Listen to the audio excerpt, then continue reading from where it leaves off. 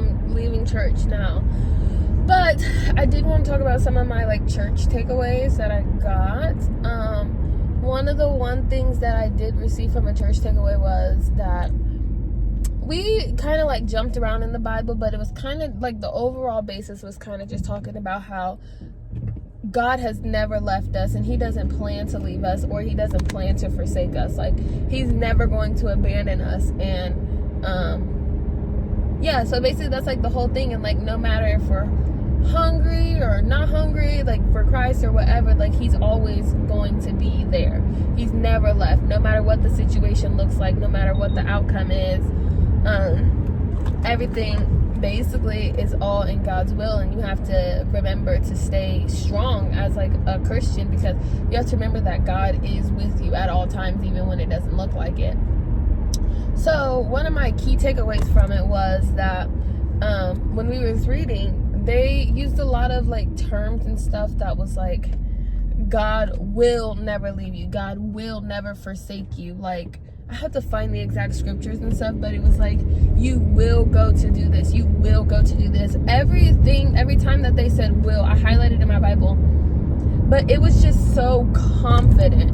And like, that's what stood out to me, because I know a lot of times I will go and I'll just be like, well, I hope God will do this. Like, I know he said he will, but like, there isn't that level of security behind it. Like, it's like, yeah, I have faith in God, I really do, but and that's still that mindset in the back of my head. It's like, well, I haven't seen it, or it's like, well, it hasn't happened. So it's like, you know, it's just like it's still a little doubtful in there. It's not 100% firm, but if you listen to how they said it in the Bible, it was never no, well, I hope God did this, I hope, or maybe he will, he says he will, maybe he will.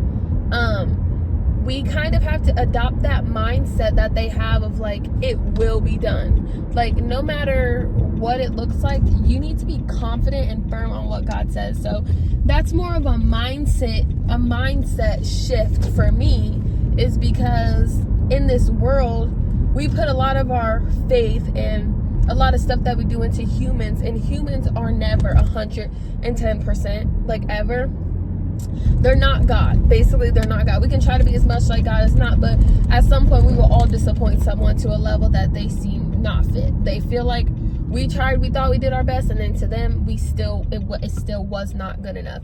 And a lot of us, like, especially people with trust issues, when you're in the process of like gaining back your trust and like stuff, we say a lot of, well, I hope they'll do this, I hope that's what happens, like, I hope enough that they will come through, and they said they will show up, I hope they will, hopefully they will, they said they will.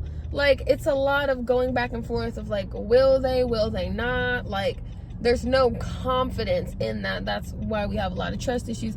But it's allowing those trust issues of like the human flesh to overrun and dictate our spiritual life.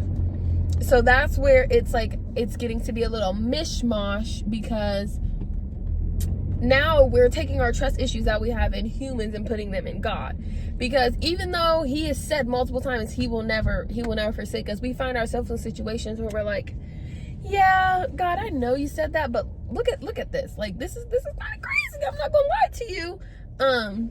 But you need, in order to be able to get through those situations and to make those situations easier for you, you have to adapt that mindset, so that when you are in those situations, they just don't seem as bad. You guys could tell my lips are so dry, bro. They just look so white. And I'm putting on chapstick, so don't say I didn't put on chapstick. They just look white.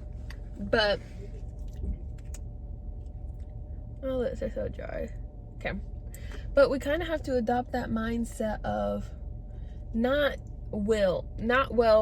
maybe, but will. So it will be done. What God says, it will be done. There's no second guessing. There's no second nothing. If God said it's done, no man can take anything away from you that God said is for you. So don't allow your trust issues and your issues of your flesh to dictate and pour over into your your spirit. And we need to be killing our flesh. So I know that's hard as well. I'm not saying trust all humans. They're the last people I trust. I ain't gonna lie to you. But a lot of our blessings and things come from humans, and because God uses them to bless us as he uses us to bless others, so that's not a foreign concept for him to use them to bless us.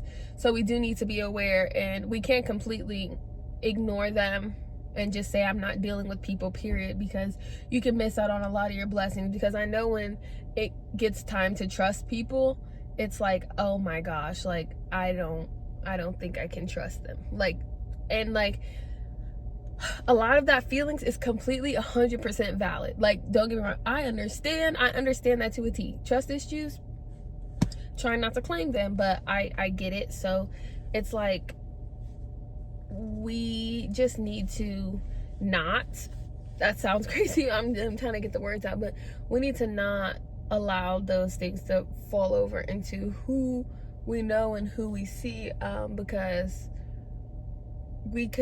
God could be wanting someone to be in our life, and God could be wanting someone to be in our life, and we allow our trust issues to push them away and keep them away, when that singular person is the one who's supposed to bless you. So I'm just saying, be aware, use your discernment, and really seek God, especially if you struggle with trust issues a lot with human beings. Really seek God and asking him, like, can I trust this person? Like, can I do those things? Because, like, yeah, at first it may seem mundane, but we can ask God whatever. But once you get to that place, you'll be able to grow, and you'll be able to know, like, oh, okay, God, like, you said this, or you let me know this before, maybe this is something I should look for, or anything like that. You never know. So honestly, guys, basically what I'm trying to say is just hold out faith, and don't let your will be your maybe, because it's supposed to be a will. But yeah, I hope you guys have a blessed week. I know I just rambled, but I really hope you guys have a blessed week. Bye.